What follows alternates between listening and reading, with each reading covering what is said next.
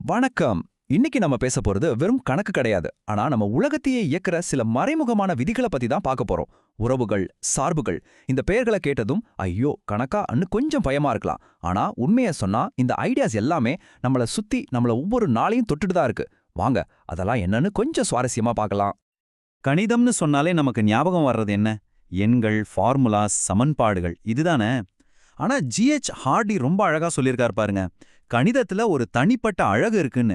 இன்னைக்கு நம்மளோட வேலை என்னன்னா, அந்த ஃபார்முலாக்களுக்கு பின்னாடி ஒளிஞ்சிட்டு இருக்கிற அந்த நேர்த்திய, அந்த அழக வெளிக்கொண்டு வர்றதுதான். சரி, இந்த விஷயத்தை நாம எப்படி பார்க்க போறோம்? முதல்ல மனுஷங்களுக்குள்ள இருக்கிற உறவுல இருந்து ஆரம்பிச்சு ஜோடிகளை பத்தி பேசுவோம். அப்புறம் அதுல இருக்கிற 3 முக்கியமான பண்புகள் என்னன்னு பார்ப்போம். அதுக்கப்புறமா இந்த சமான உறவுன்னு ஒன்று இருக்கு, அதோட பவர் என்னன்னு பார்ப்போம். அதுக்கப்புறம் சார்புகள், அதாவது விதிகளோட வர்ற உறவுகளை பத்தியும், கடைசியா ஒன்றுக்கொன்றான மேற்கோர்த்தல் சார்புகள் பத்தியும் பார்ப்போம். வாங்க உள்ள போலாம். சரி, முதல்ல மனுஷங்கள்ல இருந்து ஜோடிகளுக்கு. இந்த உறவுங்கிற வார்த்தையை கேட்டதும் நமக்கு என்ன தோணும்? குடும்பம், நண்பர்கள், இதுதானே. ஆனா கணித உலகத்துல இந்த வார்த்தைக்கு ரொம்பவே பெரிய அர்த்தம் இருக்கு. சொல்லப்போனா நம்மளுக்கே தெரியாம ஒவ்வொரு நாளும் இந்த கணித ஐடியாவை நம்ம யூஸ் பண்ணிட்டு இருக்கோம். அது எப்படின்னு பார்க்கலாமா? இங்க பாருங்களேன், ஏ வந்து பியோட சகோதரி, ஏ வந்து பியை விட வயசுல பெரியவங்க, இல்லனா ஏ மற்றும் பி 2 பேரும் ஒரே ஊர்ல இருக்காங்க. இந்த மாதிரி வாக்கியங்கள் எல்லாமே என்ன பண்ணுது? 2 நபர்களையோ இல்ல 2 பொருட்களையோ எடுத்து அது ஏதோ ஒரு வகையில ஒப்பிடுது இல்லனா இணைக்குது. சிம்பிளா சொல்லணும்னா இதுதான் கணிதத்துல உறவுங்கிறதோட அடிநாதம். 2 விஷயத்துக்கு நடுவுல ஒரு கனெக்ஷன் இருக்குன்னு சொல்றது தான் இது. சரி, இப்போ கொஞ்சம் டெக்னிக்கலா கணக்குல இதுக்கு என்ன டெஃபினிஷன்னு பார்ப்போம். இதை பார்த்ததும் கொஞ்சம் பயப்படாதீங்க, ரொம்ப சிம்பிள். ஒரு உறவுங்கிறது வரிசையா இருக்கிற ஜோடிகளோட ஒரு கலெக்ஷன், அவ்வளவுதான். போன ஸ்லைட்ல நாம பார்த்தோமே, சகோதரி இல்ல வயதில் மூத்தவர்னு. அந்த விதிகளெல்லாம் இந்த ஜோடிகளை உருவாக்குறதுக்கான ரூல்ஸ் தான். உதாரணத்துக்கு ராம் கமா சீதான்னு ஒரு ஜோடி இருந்தா அது சகோதரன்கிற உறவுல ஒரு ஜோடியா இருக்கலாம். ரொம்ப சிம்பிள். ஓகே, இப்போ நமக்கு உறவுனா என்னன்னு ஒரு ஐடியா கிடைச்சிருச்சு. ஆனா எல்லா உறவுகளும் ஒரே மாதிரி இருக்குமா? கண்டிப்பா இல்ல. உடன் பிறந்தவருங்கிற உறவுக்கும் விட உயரமானவருங்கிற உறவுக்கும் நிறைய வித்தியாசம் இருக்குல்ல. இதையெல்லாம் கணிதத்துல எப்படி பிரிச்சு பார்க்கறாங்க? அதுக்கு அவங்க 3 சிம்பிளான டெஸ்ட் வச்சிருக்காங்க. இந்த 3 டெஸ்டையும் அந்த உறவோட கேரக்டரை செக் பண்ற மாதிரி நினைச்சுக்கோங்க. முதல் டெஸ்ட் தச்சுட்டு, அதாவது ரிஃப்ளெக்சிவ். ஒரு பொருள் அதுக்கே சம்பந்தப்பட்டதா இருக்குமா? ரெண்டாவது டெஸ்ட் சமச்சீர், அதாவது சிமெட்ரிக். ஏக்கு பி கூட இருக்கிற அதே உறவு பிக்கு ஏ கூடவும் இருக்குமா? மூணாவது டெஸ்ட் கடப்பு, அதாவது டிரான்சிட்டிவ்.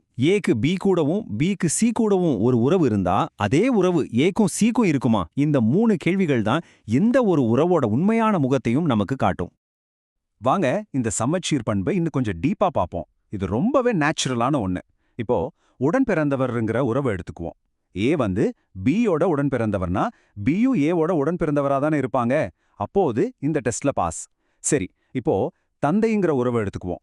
ஏ வந்து பியோட தந்தை. அப்போ பி வந்து ஏவோட தந்தையா இருக்க முடியுமா? சான்ஸே இல்ல. அப்போது இந்த டெஸ்ட்ல ஃபெயில். பாத்தீங்களா எவ்வளவு சிம்பிளா இருக்கு? இங்க பாருங்க, இது ஒரு சூப்பரான உதாரணம். 2 கோடுகள் செங்குத்தா இருக்குங்கிற உறவை எடுத்துக்குவோம். இது சமச்சீர் டெஸ்ட்ல பாஸ் ஆகுமா? கண்டிப்பா ஆகும். ஏன்னா L1 கோடு L2க்கு செங்குத்தா இருந்தா L2 கோடும் L1க்கு செங்குத்தா தான் இருக்கும். சரி, ஆனா தற்சுட்டு டெஸ்ட்ல பாஸ் ஆகுமா? ஒரு கோடு அதுக்கே செங்குத்தா இருக்க முடியுமா? முடியாது. அப்போ அதுல ஃபெயில். இதுல இருந்து என்ன தெரியுது?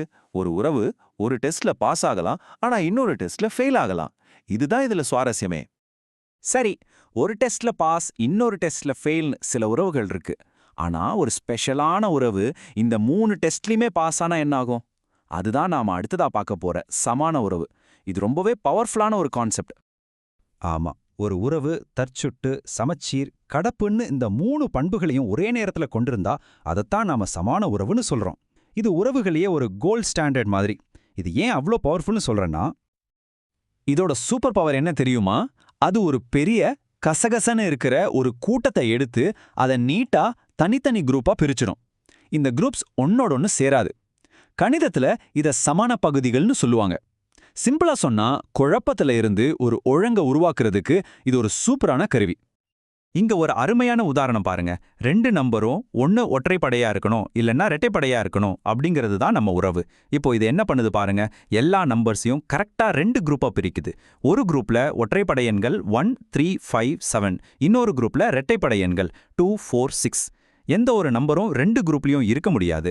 இப்போ புரியுதா சமான பகுதிகள்னா என்னன்னு? இப்படி தான் இது வேலை செய்யுது.